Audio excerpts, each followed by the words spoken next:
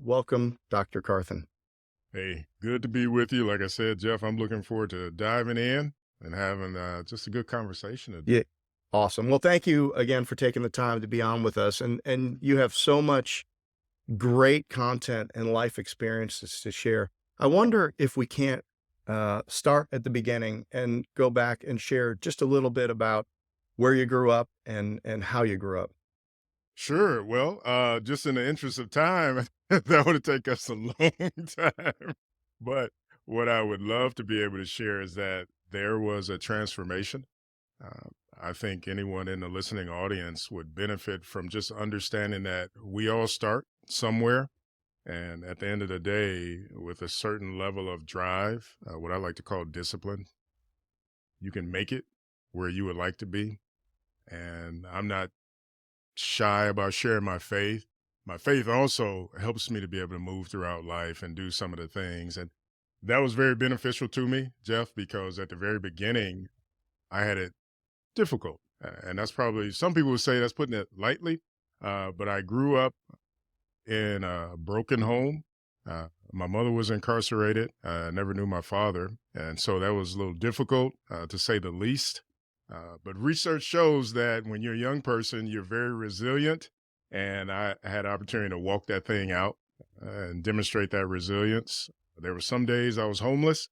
There were other days that I didn't really know what was going to happen with me. So I had to develop resolve before I knew what resolve was.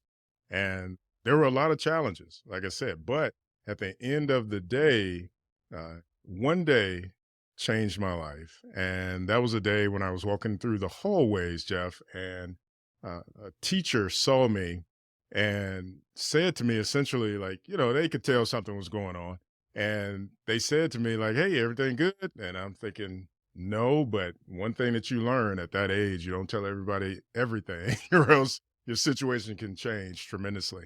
And I said, no, everything's good, just moving through life, doing whatever. And this person said to me, hey, you look like you got some size on you, and I'd love for you to come out and play some ball.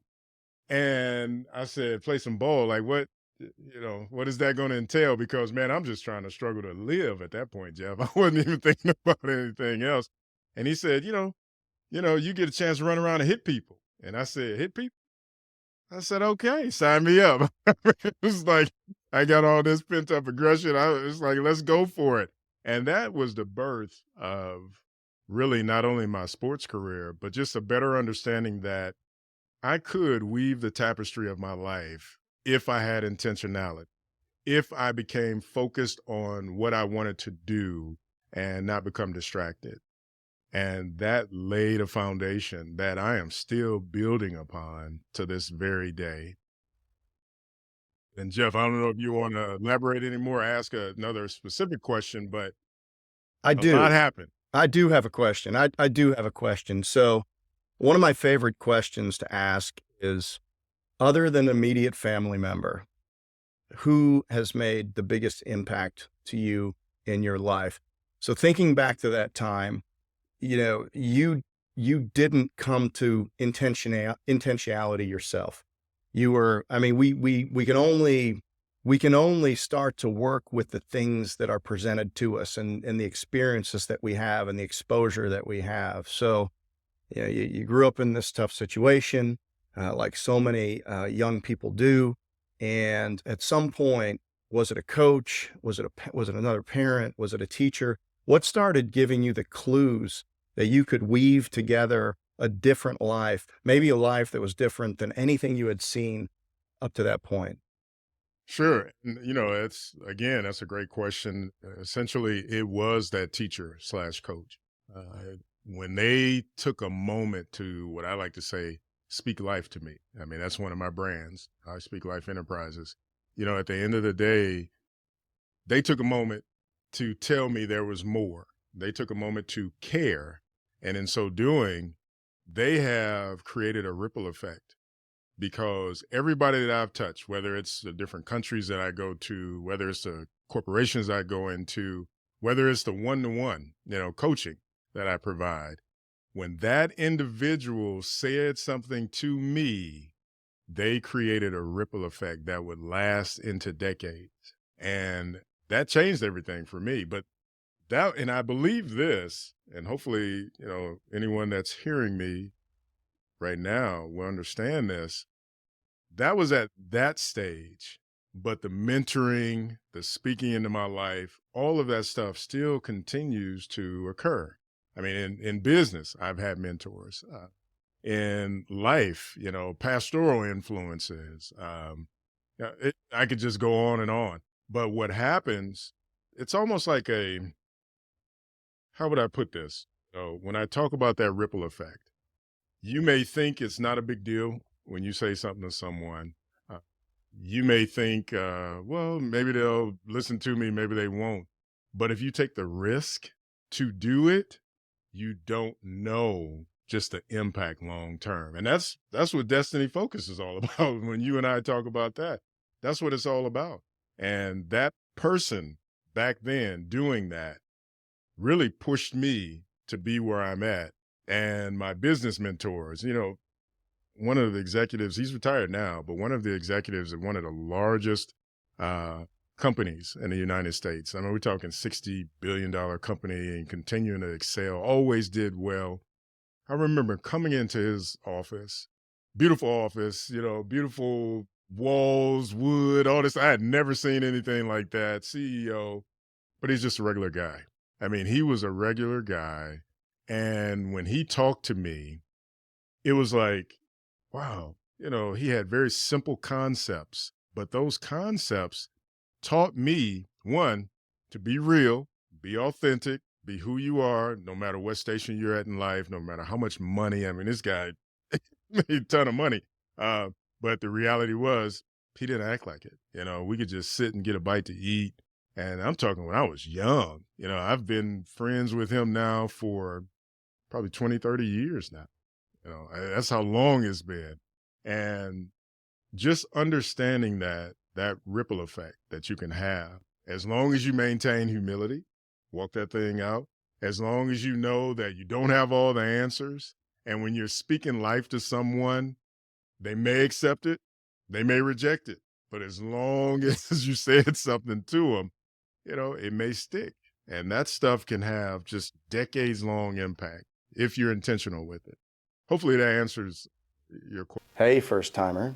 Have you been thinking about quitting your job? Do you want to build something of your own but don't know where to start? Hoemfront Brands is one of the leading innovators in franchising today. Hoemfront Brands provides people with the opportunity to fulfill their entrepreneurial aspirations and build a franchise business within the very durable property services sector. Put your entrepreneurial tools to work in a proven business model that is turnkey for you. Click the link in the description below or go to podcast.homefrontbrands.com to learn more. Gain back control and freedom of your time. It does, and I'd like to share an experience that I had. And I don't have the speaking career that you have, but I've started to do a lot more of it. And at some point over the last few years, I've gotten very comfortable, and it doesn't matter if it's 5,000 people or it doesn't matter the size of the room or whatever it is, to the medium, whatever it is, except for speaking to kids. And now if they're on a team I'm coaching, right, I'm good with it because I know that I've got them for the season and we have this coach relationship and that's good. But man, when I go into a group of like high schoolers, I don't know that I can get them. And if they don't care, they're not good at hiding it, And so so my daughter asked me to come speak to Young Life at their high school before they would go and do Young Life before school, and 30 something hundred kids in the school. So it's a big school. It wasn't a big room or anything like that, but I was really struggling to figure out what is the message that how do I relate to these kids without patronizing them, without, how do I really connect with these kids? And I don't know whether I did or I didn't, but the last thing that I said, and I remember this, and I don't think I've ever said it at another time in speaking to another group, was, as you leave here today and you go out into this class with these 3,000, this school with these 3,000 other kids, I challenge you to speak positively to somebody you've never spoken to by giving them a compliment, and to smile at people that you've never smiled at before. Because that little impact, that little contribution that you make, I mean, you never know what that just little bit of effort is going to do for that person, yeah, how they're feeling that day, what connection you're going to have. And that's what you're saying is this, it's like a ripple on a pond. And our lives are just these things. And, how big do you want the ripples to be? How big of an impact do you want to make? Maybe a smile is just a little pebble, but it might be a smile to somebody that really needs it that day. Absolutely. Yeah. Everything you just shared, I think at the end of the day, you have to take a risk. And that's Mm, what you did. And whoever's going to pick it up, as I shared earlier, pick it up. yeah. If not, that's okay too. Because one thing I try to do, and I'm not always good at it, but one thing that I try to do is remember how I was at certain ages and stages of my life. That helps me to relate to people better.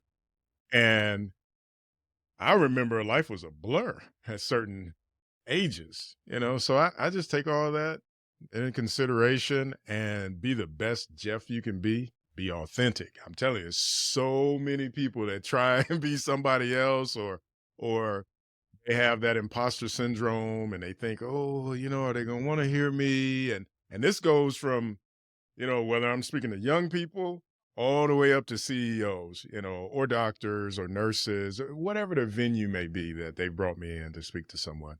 Uh, and I had to let it go because at the end of the day, uh, I think about Colossians 3:23. I'm not doing it for them. I'm doing it for the Lord at the end of the day. And that helps me because we as adults, we as flawed humans, we have baggage. And when we get up in front of people, if we're not careful, all that baggage will get unpacked if we're not disciplined and we're not just being authentic and trying to share something that's going to encourage them. Because it's not about us. People show up for different reasons. And whoever brought you in for a different reason, whether it was your daughter, but it had to be approved. So whether administration said, yes, he can come on in, whatever it is. But one thing that also helps me is always remember what's in it for me, not me, the audience. They're always asking like, why are you here? The whole thing is what's in it for me. And so I try to cater to that. They don't care about my situation, my stories. They want to be able to see a little bit of themselves in what I'm going to share. And just like you, when you said, hey, encourage someone, I challenge you, do this today. They probably said, well, that's scary, Mr. Duden. I don't know if I want to do that. I got this reputation to uphold, whatever it is. But when you suggest something like that, it gives them a potential to step outside of their comfort zone, to challenge, and maybe change a life at the end of the day. Yeah, and if you're living a life of service and you're up in front of a room, you don't have to reach everybody. It's not, maybe it's not for everybody, but I mentioned I had spoke at Liberty University last week, and there was five young adults, students who came up to me after and said that really made an impact on me. And I just wanted to thank you for doing that. I'm really inspired by what you had to say there. It's right what I needed to hear right now. And like, look, maybe it's just those five out of 500, but like, if it's five, then it's worth it. That's right. Yeah. That's it. And that's the attitude. As long as you keep that attitude, Jeff, that you're going to continue to be golden. Just do it. Yeah, absolutely. So Dr. Carthen, then you put the football pads on in high school, and then was football the vehicle for you at that point in your life going forward? It was, with one caveat. Um, when I started playing football, really the whole sports thing was open up to me. I started playing tennis, man. I played basketball. I went to the city championships in tennis. Played a lot of good sports. Right. It was like, and the reason why I make that point is because it was the discipline, the camaraderie, all those different things that even in organizations you want. And there's so much overlap between the two, whether it's corporate or nonprofit or civic, whatever it may be. When you think about sports and many of the analogies, there's so much overlap. And so for me, yes, that started that journey, but I wasn't just relegated to one thing. But then I started to realize I needed to specialize if I was going to get a scholarship. Yeah. And great things started happening, man. I became just one of the most heavily recruited athletes in all the country. I had scholarship offers all over.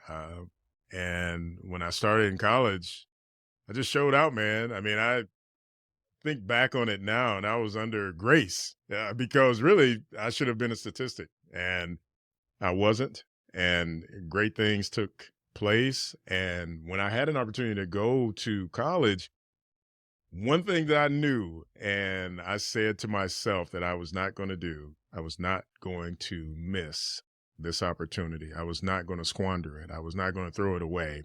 And so when I went to college, I just really just dove into the books. And we all know it's no secret. When you go to college, it's a lot of partying, it's a lot of hanging out, a lot of crazy stuff that happens.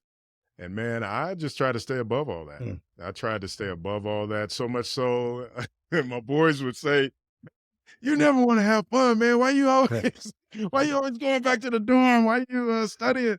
I said, "Man, if you knew what I came from, you know I'm not gonna mess this up." Yeah, you don't wanna go back. You don't wanna go back. No, that's right. Yeah. No way I was trying to go back, and I wound up finishing college, man, in 3 years. 3 years. I went to summer school every year. Hmm. I worked, and it was game time for me. It really was. It was game. What does a college football locker room teach you about leadership? Couple of things, and this is maybe kind of raw, but it taught me how I did not want to lead. That was the first thing, and I think we all need that. I think at the end of the day, if we're honest, we need to see what I call and what I've written about is the dark side of leadership. I think when you have dictatorial leadership, I think when you have leaders that are leading out of a place of lack, and I'll say lack because they miss some things or they don't have some things or they haven't matured fully in some areas, they bring that mess. And if they don't have someone leading them, then they're left to their own devices and they have to engage in self-leadership. And many times, and I've written about this, many times they choose not to. If people can get away with a certain type of leadership style, if they're more transactional in nature, you see the body bags behind them in their interactions. They're not emotionally intelligent. They're just looking at people as a means to an end. And if you think about Frederick Taylor back in the 1920s, 1918, 1920s and scientific management, the whole thing was you can be replaced. You don't matter. If you don't perform, then you have to go. And that damages people. It doesn't give them a chance to thrive. It does not give them a chance to reach their full potential. And so I have a desire to let as many people know as I can that we have to lead and love on folks, and I'm talking about nurture them. Okay. And I think if people buy into that, look at the research. People will perform. If Yeah. you loving on them, you're figuring out what they need psychologically, productivity goes through the roof. But when you tell folks you don't matter and just get it done, and the only time I have anything to say to you is when you're in trouble, then you create a psychological imbalance.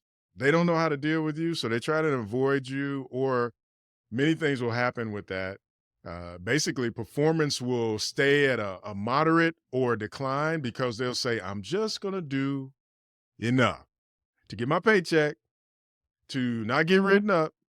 And I call that hedging. They just hedge for as long as they can, okay, until they find something better, or a leader steps in to sort of be the conduit for that transactional leader, and they're the go-between, and they love on folks.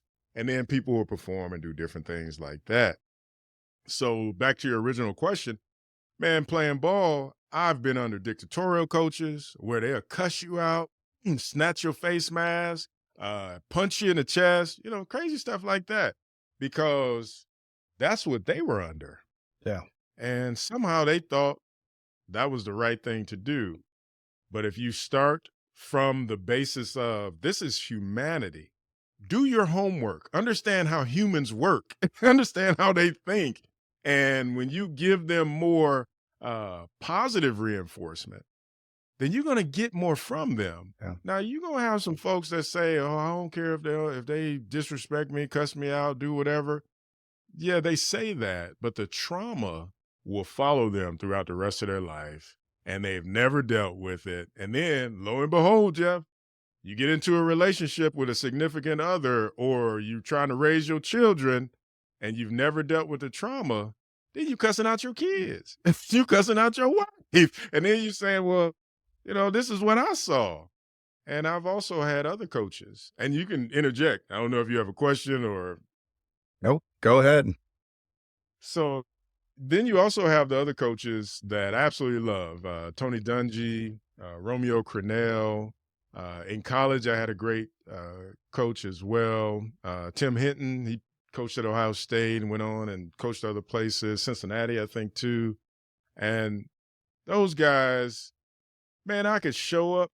I tell folks, no matter where you're going, you darken the doors of your business, your company, whatever. You got to show up ready to go. Whatever baggage you had coming into work or whatever, you got to leave that stuff because you're there for a purpose. And when you understand that identifying your purpose is your purpose in this life, then you know what you need to do every day to show up.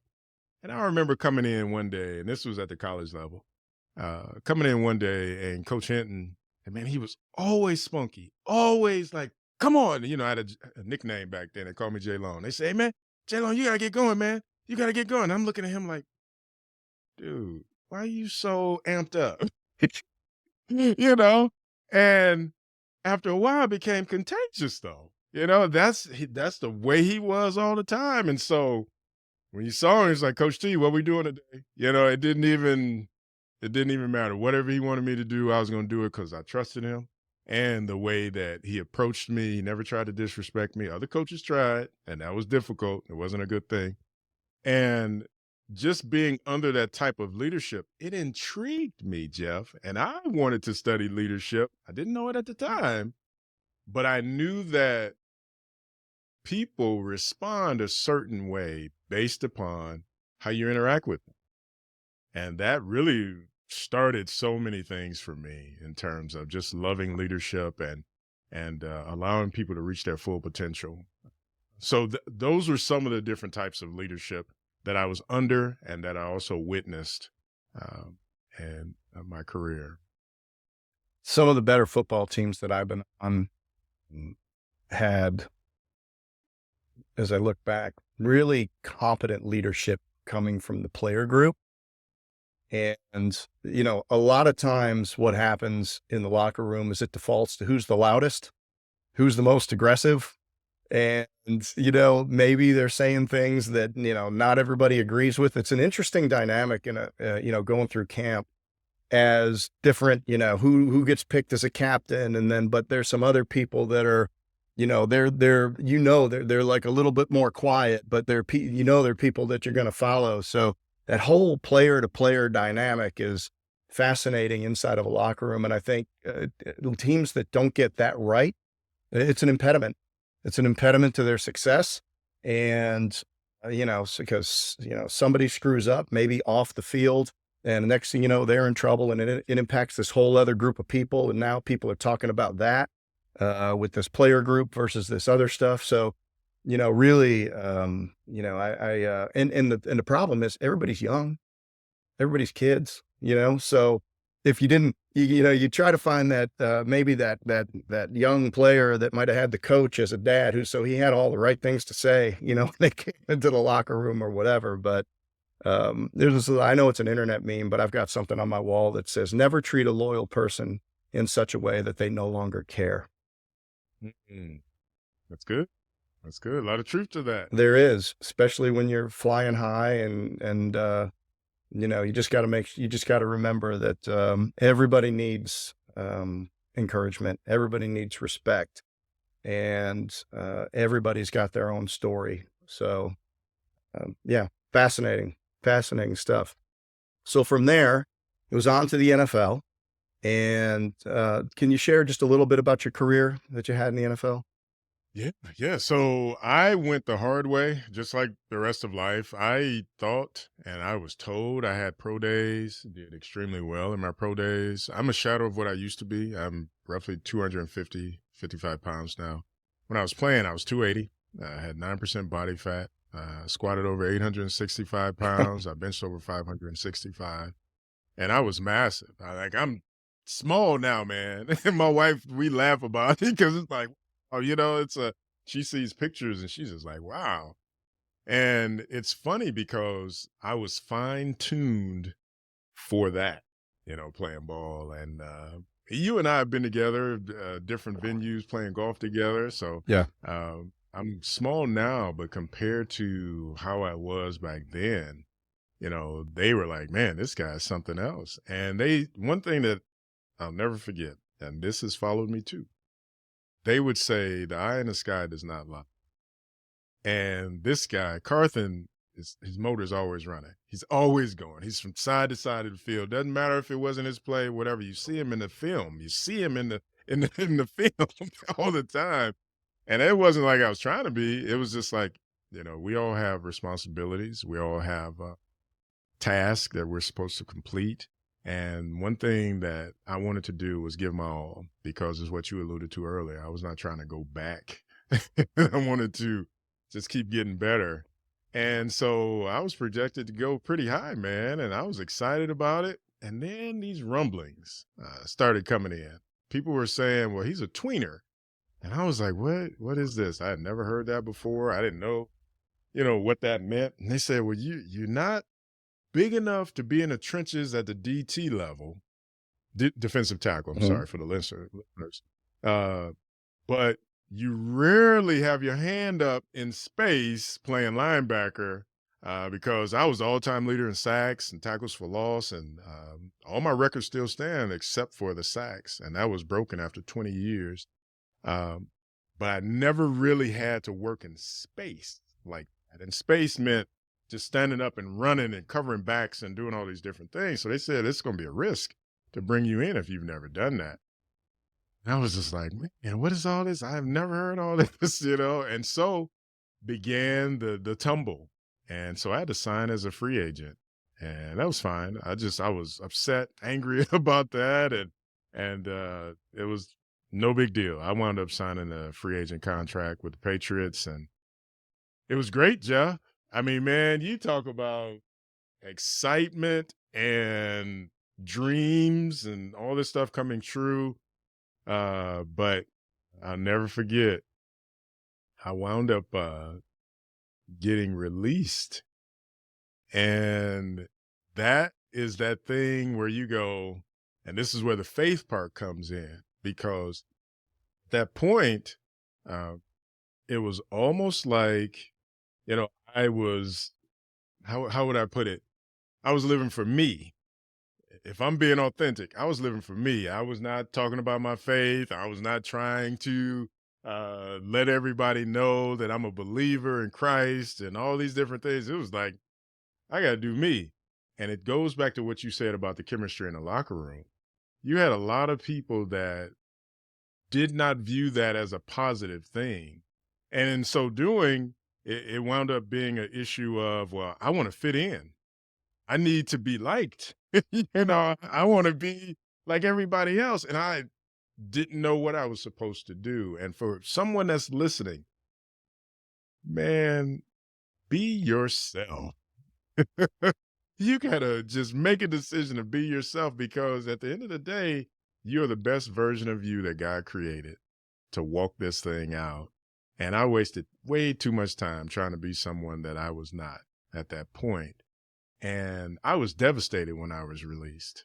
And so much so that there were days Now, keep in mind the upbringing that I had. There were days that I wouldn't get out to bed, Jeff. There were days that I was depressed and I was trying to figure out, well, what do I do now? I mean, I thought everything was football. I thought that this was going to catapult me somewhere different, all these other things. And that was not the case. And it became very devastating. And I know we're losing lighting here. I think a storm is getting ready to come. So I'm going to have to turn the lights up here a little bit, Jeff, just so we can make sure we're good. But I began to realize that there had to be more. And I'm a firm believer that God will get you by yourself. He will, if you want to be hard at it and you want to act like, you just going to do whatever you want, he will get your attention because he wants to use you for a greater good at the end of the day. And so I wound up realizing at that point that, okay, I'm going to have to do something different. I'm going to have to grow.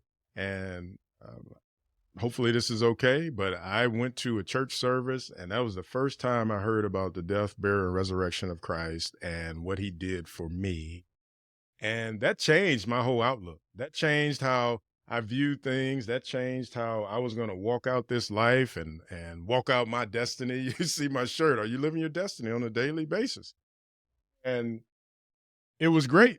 It did so many things. That brokenness, that idea that I'm not enough because I'm not playing ball, that stuff started going away. And I had to realize that, no, I'm more than that. And I'm not going to just exist thinking that football is my everything. And so it was interesting. I played some more after that. And this is the caveat that that I'll never forget. I played some more after that, but there we go. Had to turn on the light. But it was one of those things that now I could raise a banner for Christ. Now I could tell folks that it's not just about, what I want and I'm going to live this life selfishly, all these different things. It was more of how can I balance it while I still have the platform and be intentional with it. And I tell folks that God has a sense of humor because I signed one of the highest paying free agent contracts to go and play with the Jacksonville Jaguars, and got down there and I was excited. I'm running with the first team. We're doing all these good things. And one day, one play changed my life. And you may remember this, but I shared, man, I messed around and tore up my knee. Tony Baselli came off the ball, hit the guy next to me, he just destroyed the guy next to me. We're stringing the play out. You can relate to all this. Stringing the play out, planted so I could try and rip through and come around. And when I planted, they all came into me and then boom, knee just popped. And Yeah. it was bad, but it wasn't that bad. It was like, okay, it's a normal injury, but I was sidelined and it taught me a lot. It taught me that I was in business, I was essentially a commodity. I was like, okay, I'm pretty much done. And no one came up to me and said that. They were very sneaky about it. Very much, Yeah. well, we're just going to let the next man up and just keep on going. Look, they're And going to talk about you, but they're not going to talk to you because you are. That's right. And now, Literally. yeah, now you realize, like I was, I'm good here as long as I'm good here. That's right. That's right. As long as I can contribute, to your point, as long as I could contribute. But man, as soon as I could no longer contribute, I was done. Yeah. I mean, it was like, as a matter of fact, Jeff, it felt a little bit like you're a liability because, and it wasn't just me, other people had gotten hurt and I watched it and I was like, oh my goodness, like what's going on?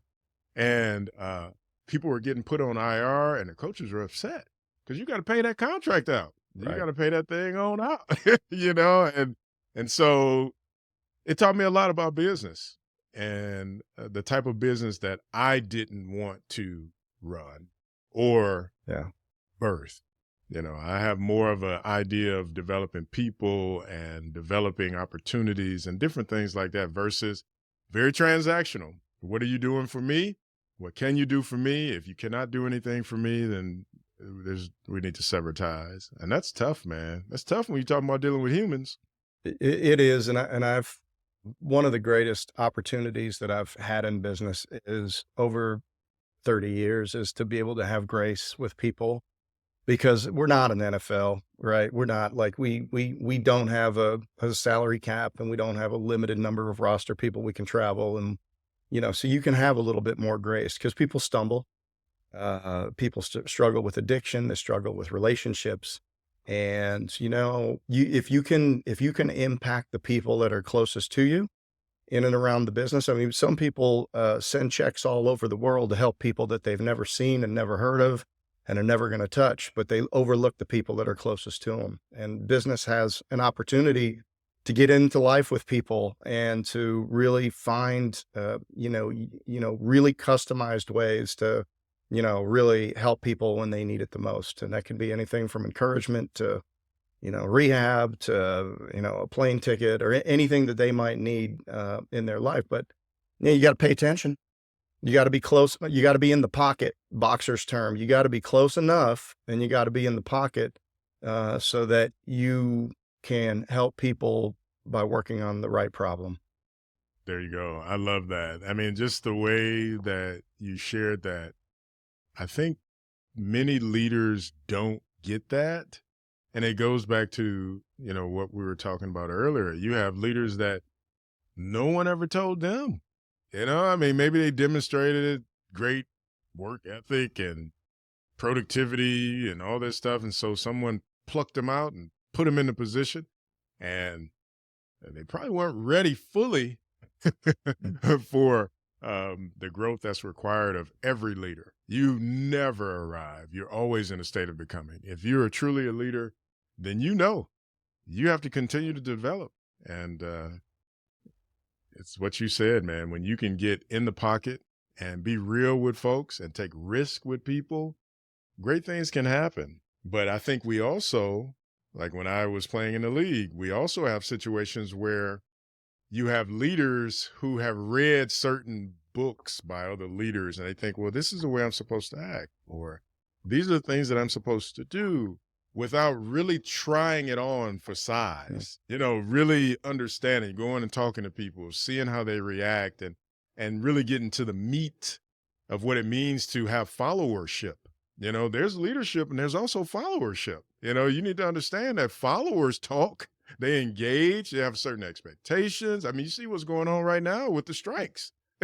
You have employees that are just like, man, I can't do this anymore. And they want the union to represent, do all these different things. And it's one of those situations that many of these things can be avoided if we, first lead in a way that's honorable, and then we love on folks. You got to love on folks, man. It's just a basic old premise, but it works. You just got to meet people where they are, because when those endorphins fire and they're excited and they feel loved upon and appreciated, they remember that. That's how God wired our brains.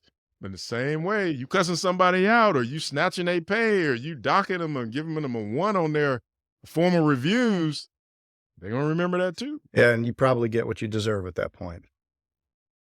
Yeah. Dr. Carthen, I know that I have been following you for 10 years because my son was 15 years old when he played on Team USA. And we went and played maybe against Canada or whoever we were playing at Canton at the Hall of Fame field there in Canton, Ohio. And you were the speaker that was brought in to speak to those young people. And it was so great. And that's where we got a chance to meet the first time. And I've watched your career and have watched the books come out. And so can you share with us, how you transitioned into building this inventory of leadership material and what that looks like today? Well, I think at the end of the day, it goes back to just the desire. And let me know if my sound is okay. I'm getting a lot of it.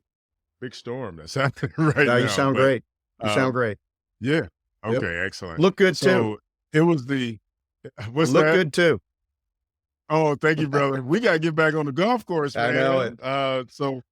So I think one of the things that I had to realize, Jeff, is that if I'm truly not gonna be an imposter, and what I mean by that, if I'm truly going to uh, lead and serve, then I need to develop tools. I need to develop resources. I need to be able to equip people beyond just the speaking, because I am a huge proponent of, yes, I'm going to come and speak to you, but every engagement that I have, there needs to be a call to action.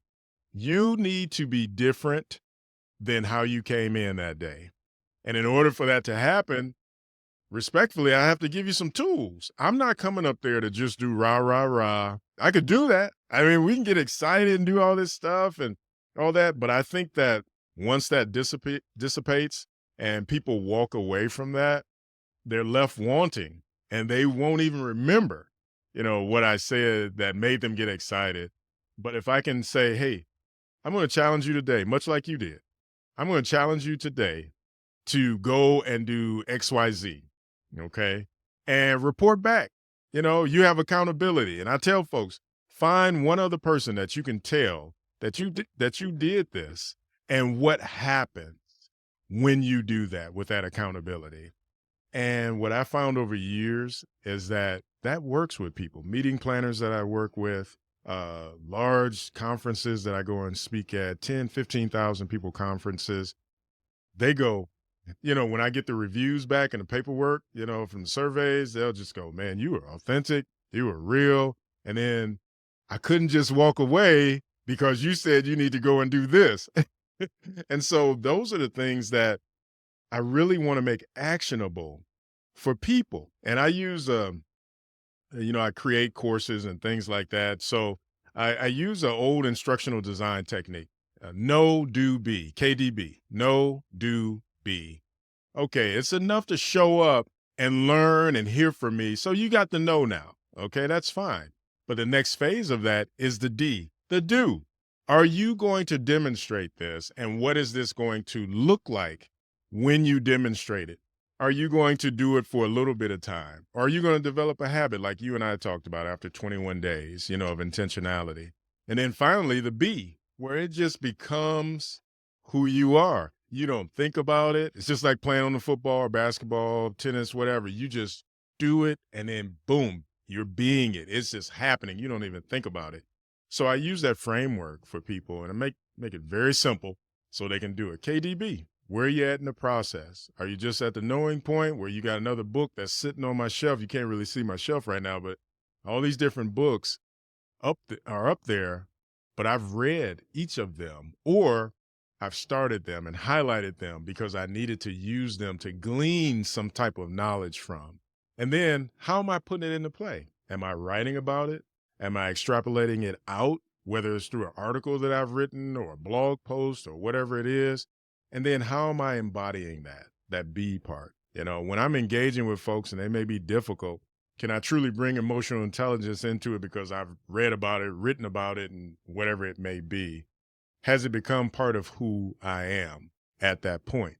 And so I say all that and I share all that because we only have so much time on this earth, Jeff. Man, I'm getting gray, Jeff. I don't know what's going on, brother. Yep. And- I see that right it here. happens, right? Yeah. You make it look good though, man, with the goatee. But anyway, I'm getting older. And the only way things are going to exist and last on into perpetuity is if I create something. I have to create something and I leave it as a part of my legacy. And that's what destiny focused leadership is about too. And I've learned something. People may not remember me after the talk. They may not, they may be in a bad place or a good place when they're in there, euphoria, whatever it may be. So my words may bounce off. That's fine. But if I leave them with something, then they can refer back to it. If I am intentional with creating quality products and or tools and resources they can use, great things can happen. Great things can happen. So I knew that I wanted to do that. And that's what I've been doing, over the last 20 something odd years. Much like you. I mean, I've been in business now 29 years, 29 years. And I think about that. I think the And first book I had from you was 52 Laws of Leadership, I believe. Is that correct? 52 ways, 52 52 ways. ways. Yep. Uh, Yep. To tackle leadership for your success. yes. Can And can you talk a go little ahead. bit? Can you talk a little bit about the destiny focused leadership? Is that a book? Is that a tool set? Is that a workshop? Can you expand on that just a little bit?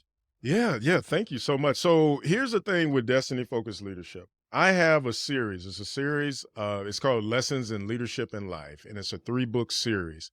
Destiny focused leadership is the second book in that series. As you alluded to, 52 Ways to Tackle Leadership for Your Success was the first book. And I still have people that will go and get it. And they're just like, this is great because it allows growth edges each week. You can dive in, and the way they're set up is, you have the piece, and here's a unique aspect of it. You have the part that you may read for that week or for that day or whatever the case may be, however you want to structure it so it's most comfortable for you. And then you have your takeaway tackles because of leadership linebacker. This is what I do, playing ball, all this stuff. The takeaway tackles give you the caveats to think. Think about what you just read. Here's the unique nature of the Lessons in Leadership in Life series. When you read the content of these books, this is real life stuff. Now, I've changed some names, of course, and changed, some of the different things, but I've gone into it, and I already have clearance from them, but I've gone into places like Warner Brothers Pictures, JP Morgan Chase, private banking, whatever it may be. I've gone into these huge companies, and I bring back the stories and write them in a case study format where I'll say, hey, these employees were dealing with this, and these are some tangible ways that we dealt with it. Or these are some tangible ways, and I'll never forget, I've had, HR companies go, not companies, HR leaders in the company go, no, we're not doing that. And I would respectfully and take the one down approach, ask, well, is it something the way we structure it? Do we need to modify it? And we're not going to do that because you're empowering them. And I'm like, whoa, so you don't want your employees empowered? Right. And they're straight up like, not if it's going to cause an issue. And I'm thinking, okay, all right. And so when you get real like that, and then you put it on the pages without saying the names, and you engage folks, they can relate. And they go, wow, okay. So these are real life stories, real life caveats, and based on leadership theory too, not just like pulling stuff out of the air, and then giving them the tools where they can talk about it and then jot down their notes. How am I going to address this? What am I going to do, in order to grow in these areas? Because it's not always the leadership's fault. You have followers that feel like, I've arrived and I don't want to do anymore. I don't want to read anymore. I don't want to do other things anymore. And they have some interpersonal issues that they haven't dealt with, and they bring them to work, and they have conflict with their colleagues or their teammates, and it turns into issues. And I address all that stuff in the books. But Destiny Focused Leadership was a great carry on from 52 Ways, because at the end of the day, I believe, and this is the premise of the book, I believe that the leaders are responsible for cultivating their followers.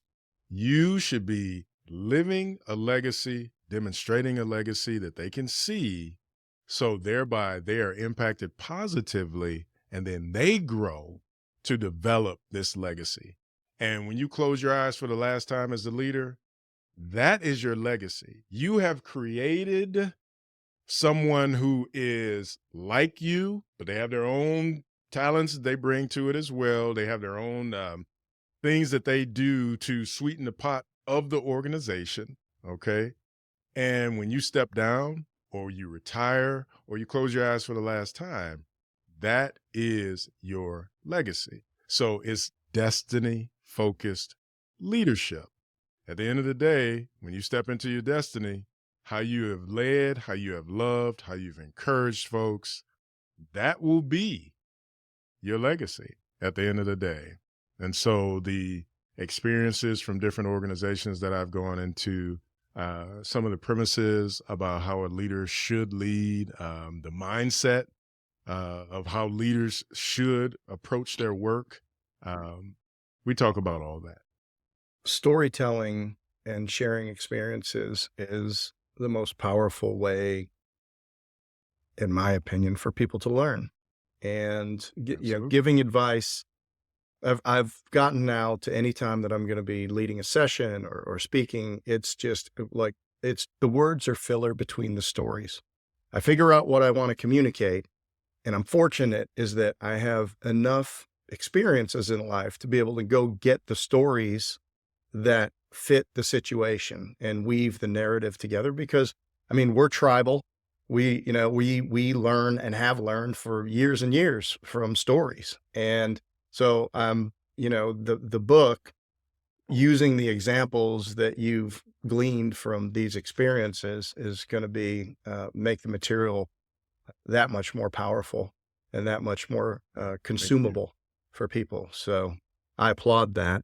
And then you've got a 30-day challenge that you're working on. Now, is it a weight loss challenge? Because I'm looking for something. No? You are bad, man. You look good. Don't even try it, Oh, Jeff, man. Well, man. you can only So, see my top half, but so here's the thing. So this is 30 days to developing a leader's heart. Here again, it goes back to your phenomenal question earlier. If I'm going to give people these books, and this is just one leadership series I've done. I mean, there are other books that I've written as well, but these are the ones that are very practical. And I said, man, if I'm going to write these, here again, one of the toughest things that people will do, they'll get these books and they won't crack them open. They won't crack them open because, and there's nothing wrong with that, but you're missing out on opportunities to grow. And so what I wanted to do was, I've been going into universities for over 22 years now, teaching as a guest lecturer, doing all these different things. They'll invite me in to speak on very specific topics like team leadership and all these different things. And I figured out a long time ago, you have different learning styles. You'll have some folks that come into class, man, and all they barely look at me and they're just writing. They're just writing. They're writing because they're very tactile in nature. They want to, know I can hear you, but I need to write this so I can look at it later and understand. And then you have others that just sit back, that just look at me, sometimes no facial expression, whatever. And they'll come up to me afterwards and go, that piece that you shared regarding blah, blah, blah. And I'm like, man, you were paying attention? Because this sure didn't look like you were paying attention the whole time. And then you have others that they get tuned in, because I do live events too as well. So I realize that when I am at one of my live events, one of my masterminds, one of my smaller events where I only invite 15, 20 people, and we work directly on their businesses, okay? They get excited when I do demonstrations up front. I have this thing where I take my putter and I tell folks there's a sweet spot in business. You have to make sure whatever you're going to sell to folks, whatever you're going to pitch to folks, it has to be the right people in the room. If you're running ads, if you're running Google ads, Facebook ads, whatever it may be, then you have to target the right people. And so I asked them, what's your sweet spot? Do you know who your customer avatar is? And that's whether it's in-person, you're back, Jeff, whether it's a in-person store or you're only doing digital marketing. You have to figure out, how do you figure out your customer avatar and then target them effectively? So I take my putter up there and I have this, I think it's the 75th anniversary Titleist. It doesn't help me because I don't have a very great game, but this Titleist, man, and it only gives you a response when you hit it in the sweet spot. And you can hit it all over the place, man, and it won't do anything. like what? Like an audible response, like a noise, or what? What are you talking about? It will give you, I wish I could, I don't know if I have it over there or not, but I got my golf bag over here. But anyway, when you hit it in the sweet spot, it will literally go ping. Right. And that's how you know. That's right. That's how you know. Yeah. And I rarely get that sound. 'Cause I don't hit in the sweet spot all the time. I'll yip it or do whatever. But the point that I try and make with folks is that you have to be operating in your sweet spot if you're truly going to scale your business. I mean, we can all get sales at a certain level, but if you're going to get in your sweet spot and really grow this thing, you got to figure out who you're selling to. You got to be doing the right offer to them. Make it a no-brainer, the type of offer that you're making to them. And that's when you'll see scalability. Now, here's the point. So here's this thing that I've realized over a period of time. By creating the 30-day challenge, I give people not only the book, but I also give them a course that they are catered to every day for 30 days. I created a journal that goes along with the course. They get a video from me. They also get a backstage pass and to seeing interviews from me and other people as well, where I talk about some of these things that even what we're talking about today. So it's an opportunity if I'm talking about emotional intelligence, and I was doing a training with a large company that only they have these huge dump trucks. They do all this stuff with ODOT, and it's amazing, but they were having some challenges with communication. So I had to go in there, and that's one of the videos, from the 30 days, and it's not the full video. I mean, every video, because I've learned this too, you can't overstimulate people with too much information. So every Right. video is maybe between 2 and 4 minutes for that day. But the meat of it is when I ask the question, so what did we learn today? How did you see leadership demonstrated in this context? How are you going to grow from it? Now, go grab your journal, or you can just type it right into the course, so you can refer back to it. And the reason why I do that, Jeff, is that I found, over years, is that where you are today in your leadership growth or your business growth, your relationship growth with your spouse, your children, whatever, you need to track it, because typically, based upon human behavior in my research and my studies, it's going to change. And you need those little markers where you can tell where you were growing or where you were sloughing off and you weren't trying to grow. And so the course is that accountability piece. You'll get a little ding that says, hey, your course is ready. I mean, today's lesson is ready, and spend some time with it, marinate in it, and I made, like I said, I shared with you before, I made the cost of entry super low. Some of my courses are $1,000, but this course is like, I think $97 or something like that. And the goal is to, most importantly, dive in, because I believe leadership impacts people in such a way that we all need to realize we're all leaders in our respective spheres of influence. If we understand that, then great things can happen at the end of the day. So that's why, I created the Leadership Challenge in 30 days to developing a leader's heart. And it's a great companion to 52 Ways. It's a great companion to Destiny-Focused Leadership. And after one of my leadership seminars or trainings as well. Well, it's all good. And I've consumed a lot of your material, and it's all worthwhile. And for $97, that's something anybody can do to get themselves dialed up and thinking about the impact that they can make. I think there's over 25,000 titles out there on leadership. And then there's as many places in your life and the interactions you have over the course of a year where you can practice it, whether it's seeing somebody at the mall or talking to somebody who's selling you your jeans, or little kids on a team, whoever it is, man, the children that come into your house to see your kids, their friends.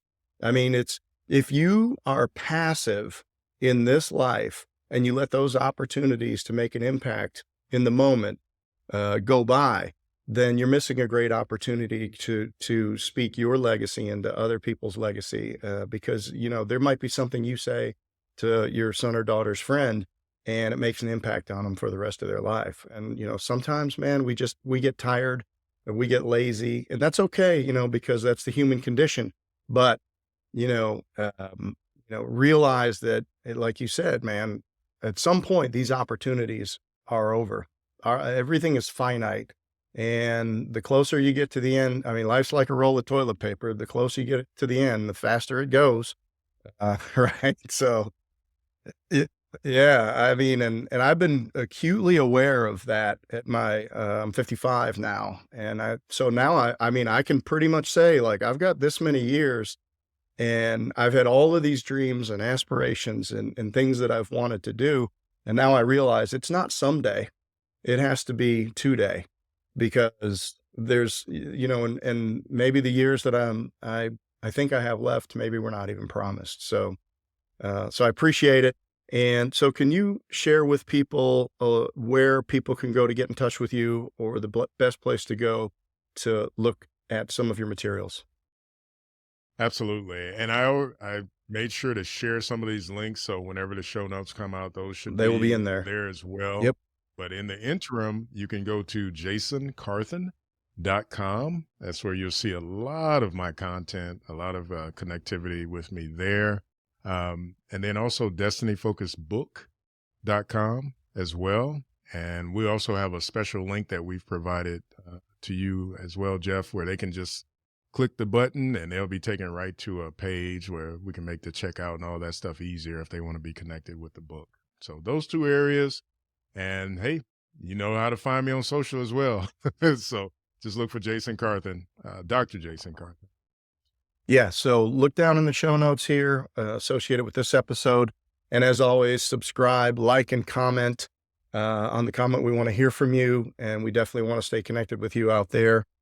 So, Dr. Carthen, heading towards the last couple of questions here, as you think about the impact that you want to make in finishing impeccably from here going forward, like what do you see that's next for you? Anything on the horizon that you can share? Yeah, absolutely. And that's a excellent question. So, one of the things we didn't get a chance to really even talk about, but I started a nonprofit. It's called the Leaders of Tomorrow Initiative, and you can find that at the Lot Initiative, where our goal is to really develop young people and those that may have some challenges in their life, because I remember my story that I shared at the very top of the show. And I want to be intentional with whether it's, we have many programs that we do, but we provide college scholarships. They're called the Carthen Scholars. They go off to college, great things happen, but we mentor them all the way through. We have a Tackling Hunger program where we actually provide food, book bags, different things like that for school-aged children every year. We have the Adopt a Family program at the end of the year where we select families who may have some challenges, and we provide holiday meals and different things of that nature, where we can be intentional with more than just talking about it. I mean, literally my bride and I and our babies and volunteers, we will go and be out there and providing food and helping the homeless and things of that nature. And we also, we do outreaches at schools, because what you talked about earlier, young people have a different perspective, and a lot has changed since you and I'm 53, so we're right together, brother. It's one of those things that a lot has changed since we were coming up, and young people are faced with so much noise. I call it noise, and they try and decipher it. But if they really don't understand the costs associated with some of the choices and decisions, really bad things can happen. So we try to kind of cut through that noise and say, hey, life is all about choices. You have a purpose. You need to walk in that purpose. You need to develop a passion. You need to be persistent in that. And you need to partner with those that have gone before you so you can actually understand how to walk this thing out. Sometimes they don't listen, but many of them will listen. And good things can happen when we do that. So Well, that's what we try to do through our nonprofit. that's incredible. There's so much need out there, and you don't have to look far to find it. And so, Dr. Carthen, if you had one sentence to make an impact in someone's life, and I know for you, you probably have books of sentences that make an impact in people's lives, but if you could pick one, maybe something that you share with your kids, a mantra, something like that, what might that sentence be? Speak life to live a legacy. That's I brand it on everything. Speak life to live a legacy. You probably hear my baby yelling in the background. She's not buying it right now. But when I say speak life, not only is it biblical, okay, but very practical. When you speak life, I'm talking about positive psychological impact that people will react to and demonstrate when you speak life to them, when you speak positivity over their situation versus negativity. And so when you do that, when you speak life, you are not only developing that person in that instant, but you are speaking life to live a legacy. So long after you're gone, long after you and I are not playing ball anymore or golfing or doing whatever we spoke life to, then those individuals can now take that and they just continue it in perpetuity. That's what I'm doing for my bride. That's what I'm doing for my daughters. The goal is to speak life to them as much as possible. But at the end of the day, it's not for me to see the fruit. It's for them to see the fruit. So speak life to live a legacy. That's my mantra, man, every day. It's beautiful. And we're both fortunate to have platforms where we get to speak to a lot of people. So I think that is very wise. And I will certainly give that thoughtful consideration. So thank you for sharing that. Anything else? If I can share one last thing. Yes, sir. One last thing. Yes, sir. Man, I just have to say to the listening audience and those that will see this actual video of the Videocast podcast, that Jeff is the real deal. Man, this guy has been the same every interaction I've had with him. Salt of the earth, humble, and he's done some great stuff. You were one of the first ones to give me a testimonial about my book. You were one of the first ones to encourage my heart when I was speaking in front of all those people in Canton. And I just want people to know, if you want to be a part of something that is going to be successful, you align yourself with people that are successful. And people like Jeff, get to know him, talk to him, follow the show. Yep. Do the likes, write the reviews, all that stuff. But if you get a chance, get to know this guy. And check out Hoemfront and some of the things that he's doing with that. And his son as well, from what I saw as well. That's right. So it's good stuff, man. This is unsolicited. This is me being authentic, just trying to talk to y'all for a second. Well, get to know this guy. Thank you, Jason. That means a lot. Appreciate it. All right. Absolutely. Well, this has been an incredible hour to head for who knows when this drops, but we're heading into a weekend. So we both took our Friday early evenings to put this down, and it sends me off with inspiration, hope, and good vibes all the way around. So thank you, Dr. Carthen, for being on. Absolutely. You take care now. Well, that's going to wrap it up today on the Homefront. We have some really exciting guests coming up here soon. So if you enjoyed today's content, go ahead and leave a like, subscribe, or check out our other socials and stay up to date. We'd really appreciate it. Big thanks to Dr. Carthen today for joining us. Go check out his Instagram at Dr. Jason Carthen. And as always, thanks for joining me today on the Homefront. I'll see you next time.